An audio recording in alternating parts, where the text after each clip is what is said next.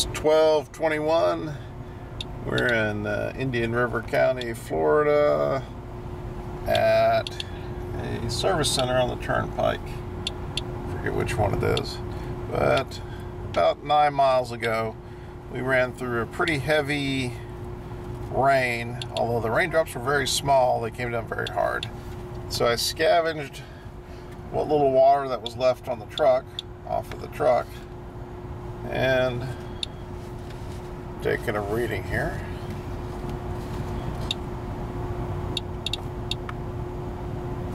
And the rain here is not above background. Background here is a little bit higher, so you can hear very little radioactivity.